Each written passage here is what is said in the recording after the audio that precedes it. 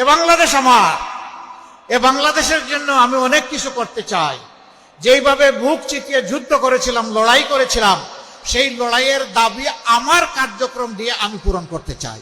আমরা আপনাদেরকে কথা দিচ্ছি, 17 মাস আমরা চাঁদাবাজি করি নাই। আমি কি ঠিক বললাম না বেঠিক বললাম? 17 মাস আমরা মামলা বাণিজ্য করি নাই, 17 মাস আমরা দখল বাণিজ্য করি নাই, 17 মাস আমরা কোনো মায়ের ইজ্জতে হাত দেই নাই, 17 মাস আমরা কোনো মানুষের গুম হারাম করি নাই, 17 মাস আমরা সমাজে সন্ত্রাস কায়েম করি নাই। আমরা বলেছিলাম এগুলো আমাদের খাসলতের সাথে, চরিত্রের সাথে যায় না, আমরা এগুলা করি না। আগামীতে আল্লাহ যদি আমাদেরকে এই দেশের দায়িত্ব দেন, এগুলো আমরা করতে দেব না। ব্যবসায়ীরা ব্যবসা করবেন নিরাপদে, কোনো টেলিফোন এসে তাকে হুমকি ধমকি দিতে পারবে না। এখন ডিজিটাল যুগ, ইনশাআল্লাহ আমরা সেই অ্যাপস ডেভেলপ করে আপনাদের হাতে তুলে দেব। চাঁদাবাজ আপনার কাছে আসা মাত্রই তার সমস্ত ডকুমেন্ট এবং ইনফরমেশন যথাস্থানে চলে যাবে, আপনার কিছুই করা লাগবে না। স্বয়ংক্রিয়ভাবে অ্যাপস চালু হয়ে যাবে, দুর্নীতিবাজ লুকিয়ে বাঁচতে পারবে না, তারটাও স্বয়ংক্রিয়ভাবে আমাদের জালে ধরা পড়ে যাবে। তবে হ্যাঁ, চাঁদাবাজ দুর্নীতিবাজ যারা, তাদের জন্য সুসংবাদ আছে। তোমরাও এই সমাজের মানুষ, আমরা তোমাদেরকেও সম্মান জানাতে চাই, ভালোবাসতে চাই। কিন্তু এখন যে অপকর্ম করছো তা করলে নয়, এখান থেকে সরে আসো। আমরা তোমাদেরকে শিক্ষিত এবং প্রশিক্ষিত করে তোমাদের হাতেও মর্যাদার কাজ তুলে দেব ইনশাআল্লাহ।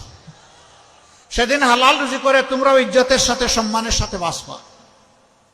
প্রিয় যুব সমাজ, আমরা জানি লেখাপড়া করার পরে অনেকে কাজ পাচ্ছেন না। কেন পান না? দুটি কারণে পান না। দুর্নীতির রমরমা বাণিজ্য আর বেইনসাফি, এই দুই কারণে আপনারা কাজ পান না। আরেকটা কারণ আছে, সেই কারণ হলো যে শিক্ষাটা আমাদের সন্তানদেরকে দেয়া হচ্ছে, এই শিক্ষা দুনিয়ার অনেক প্রয়োজন পূরণের উপযুক্ত নয়। ইনশাআল্লাহ আমাদের কাজ হবে শিক্ষায় নজর দেওয়া, দক্ষ মানুষ তৈরি করা, চরিত্রবান দেশপ্রেমিক নাগরিক তৈরি করা, যারা দেশকে নিজের অন্তরে ধারণ করবে, বলবে এদেশ আমার দেশ, 18 কোটি মানুষের কাছে আমি ঋণী, আমার শিক্ষার বিকাশে সকলের অবদান আছে, অতএব আমাকে ঋণ পরিশোধ করতে হবে এই জাতির। এই অনুভূতি নিয়ে তারা জাতিকে সেবা দিবে ইনশাআল্লাহ। আমরা পরিষ্কার বলে দিচ্ছি, যুবক ভাই ও বোনেরা, তোমাদের হাতে আমরা কোনো বেকার ভাতা তুলে দেব না। এই বেকার ভাতা তুলে দিয়ে আমরা তোমাদেরকে অপমানিত করতে চাই না।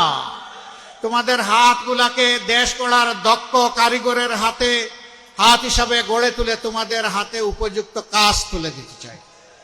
সেদিন এই কাজ করবা, দেশ গড়বা, বুক ফুলিয়ে বলবা আমি বাংলাদেশ, এ বাংলাদেশ আমার, এ বাংলাদেশের জন্য আমি অনেক কিছু করতে চাই।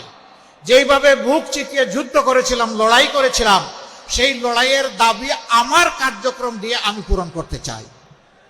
যুবকরা রাজি নাকি বেকার ভাতা? না, বেকার ভাতা নাই। ওকে ফাইন, ইনশাআল্লাহ আমরা সবাই মিলে বাংলাদেশ গড়ব।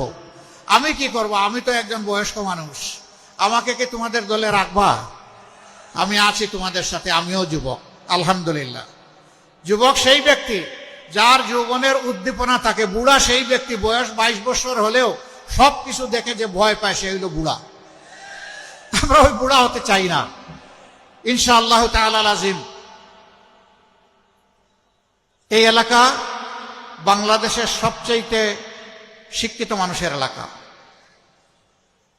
এই এলাকার মানুষ বহু জাতের অশান্তিতে আছেন, সবচেয়ে বড় অশান্তিটা তাদের উপর নানা ধরনের মানসিক নির্যাতন করা হয়। আমরা এই ভাই বোনদেরকে আশ্বস্ত করছি, আপনাদের বুটের আমানত যদি আমাদেরকে সমঝান, আমাদের উপর আস্থা রেখে, আমাদের দায়িত্ব হবে আপনাদের আস্থার প্রতিদান দেওয়া।